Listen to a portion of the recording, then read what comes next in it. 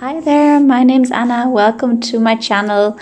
So today I am painting some magnolia blossoms.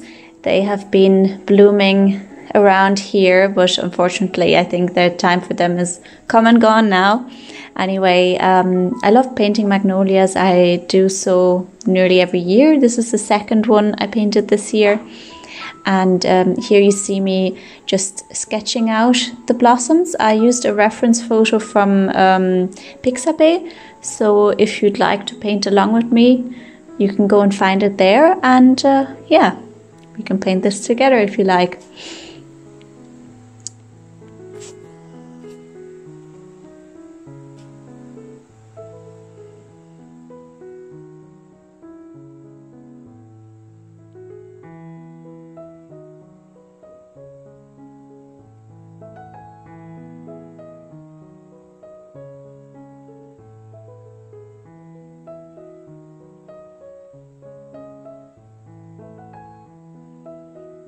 Okay, so now I'm wetting the background, and I'm leaving out the stems and the blossoms, just kind of working my way around the edges.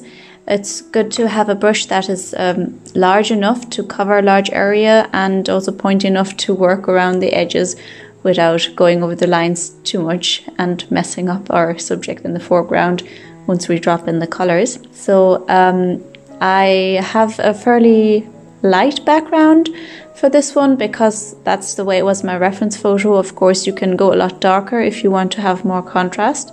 It's just popping in some blue and some green. I think it's ultramarine blue I'm using, and probably sap green.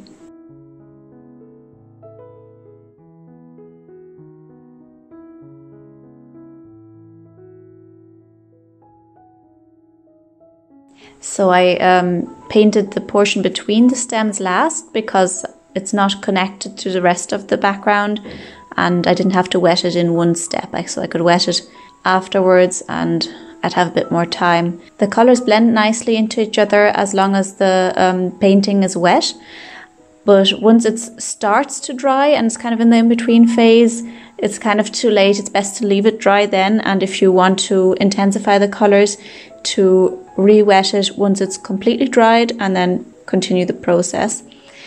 Okay, so now to the blossoms. Similar technique, wetting to wet. I am wetting one blossom at a time, or one petal at a time that is, and putting some pink, or well, it's a cool red really, a diluted cool red, and I'm just putting it mostly at the bottom of the petal and along the middle vein, and it just kind of spreads a little bit and makes the rest of the petal look pink. And I'm adding in some kind of purpley greys for some shadow bits, because petals are partly white, partly pink, and the white bits aren't entirely white. Obviously you'll have some shadows, some folds, and for that kind of purpley grey is good.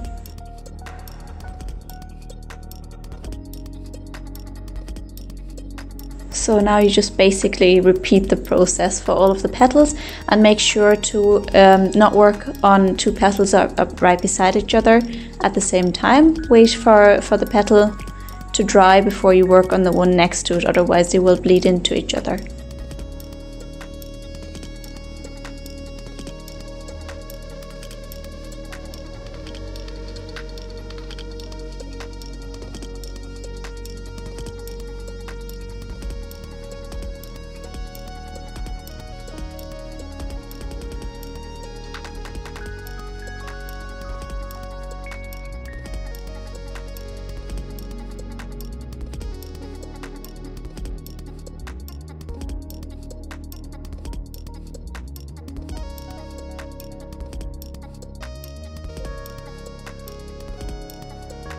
So you see me going back into the petals I've already worked on and kind of darkening some areas up a little bit. Watercolour is inclined to become lighter when it's dry than when it is wet, so you might have to go over certain areas a few times until you have the desired colour intensity. You can also start putting some colour at the edge of a petal and then kind of just blend it out into the centre using some water, so you don't have to necessarily start with wetting the petal. There's different ways of achieving this. And now you see me working on the stems. I'm starting with a light brown so that then later I can darken it up. That's always really the way to go with watercolour, to start light, because you can always go darker, but you can not so easily lighten up part of your painting. You can of course try lifting some paint, that will work to a certain extent, but it's just easier to be careful from the beginning and reserve the whites of your paper for lighter portions.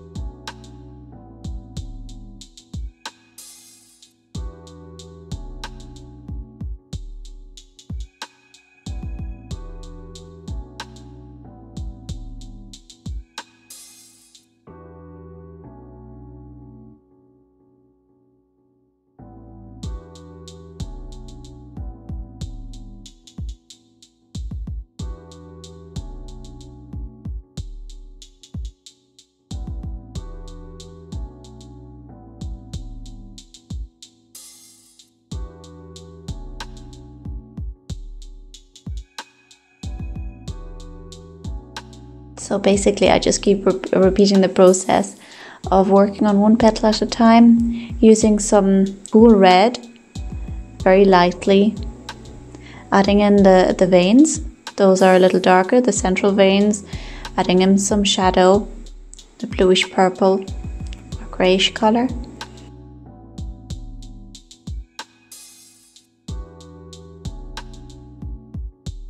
The petals are darker at the bottom than they are at the top.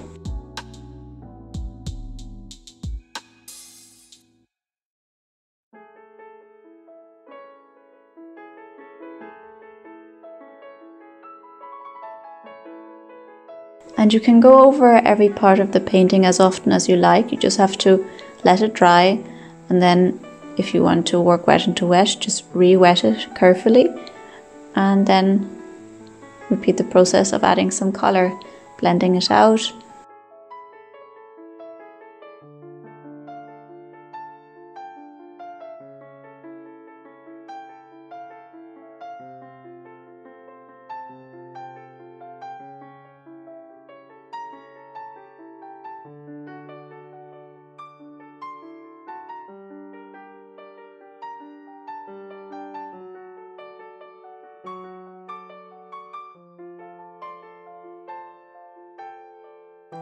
Where the petals overlap, you will have some shadow, and it also helps to darken those areas so you can see where one petal stops and the other one starts, so you have a little bit of a contrast there.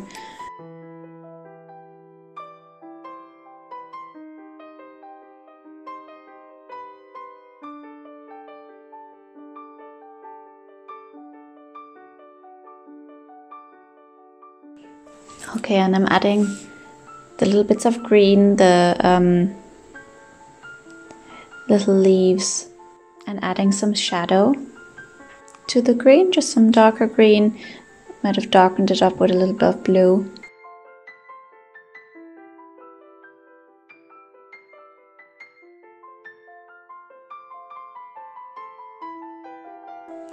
And here I'm darkening up the stems of the magnolia. This is kind of a bit of a middle brown, not too dark, putting it in along the middle, and then at the side just some dark brown. So it's not all one intensity, not all one colour, trying to make it look a bit gnarly.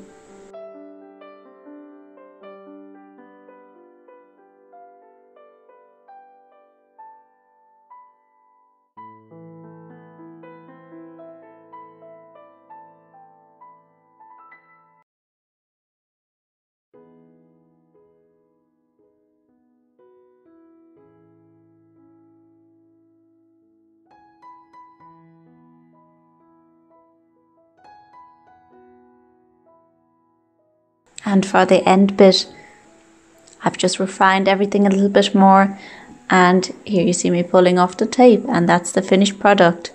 I hope you enjoyed my video, and if you did, perhaps you could give me a thumbs up and subscribe. That would really help me out, and you're welcome to leave me a comment and perhaps tell me if you painted along. Bye bye.